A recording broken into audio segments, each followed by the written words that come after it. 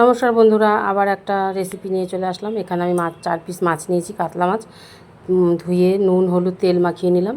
নিয়ে তারপর একটা রুটি ছাঁকার জাল বসিয়ে মাছগুলো একটু পুড়িয়ে নেব, মানে ছেঁকে নেব পিটো পিট করে। তারপরে শুকনো খোলাইতে ভেজে নেব, মানে কড়াই আর কি, শুকনো খোলা বলে কেউ, শুকনো কড়াই বলে, যাই হোক। দিয়ে দিলাম 4টে শুকনো লঙ্কা, কাঁচা লঙ্কা কয়েকটা, রসুন গোটা কয়েকটা, ধনে, আর দিয়ে দেবলাম জিরে। সবগুলো একটু ভেজে নিলাম। ভেজে তারপরে তো আমি বেটে নিয়েছি। এবার কড়াইতে তেল দিয়ে তাতে কটা সাদা জিরে সম্বাদ দিয়ে দিয়ে দিলাম পেঁয়াজ কুচি। পেঁয়াজ কুচিটা দিয়ে একটু নেড়ে নেব একটু ব্রাউন কালারের জন্য। তারপরে দিয়ে দিলাম যে মশলাটা ভেজেছিলাম, সেই মশলাটা পেস্ট করে রেখেছিলাম দিয়ে দিলাম। আর মশলার বাটিটা ধুয়ে একটু জল দিয়ে দিলাম কষানোর জন্য। আর দিয়ে দিলাম একটা টমেটো কুচি। টমেটো কুচিটা পরে দিয়েছি, আগে দিলাম না। আর দিলাম হলুদ, লবণ,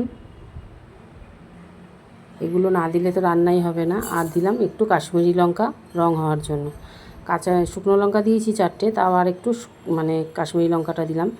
আর এখানে বেশ কয়েকটা রসুনের কোয়া দিয়ে দিলাম। একটা গোটা রসুন দিতেও পারো, আবার এরকম ছাড়িয়েও দিতে পারো তোমরা, সেটা যার যার ব্যাপার। আমি গোটা রসুন দেইনি, আমি ছাড়িয়েই দিয়েছি।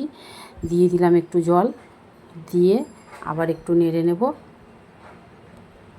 বেশি জল দেব না। আর দিয়ে দিলাম একটু সামান্য চিনি, অল্প, কেননা সব কিছু আছে মশলা, তো একটু চিনি না দিলে ভালো লাগে না, তাই অল্প একটু চিনি দিয়ে দিলাম। এই যে মাছগুলো পুড়িয়ে রেখেছিলাম, মাছগুলো এবার ঝোলের মধ্যে দিয়ে দিলাম। দিয়ে একটু নেড়ে নেব, তাতে নুন ঝালটা সব মাছের মধ্যে যাবে আর কি।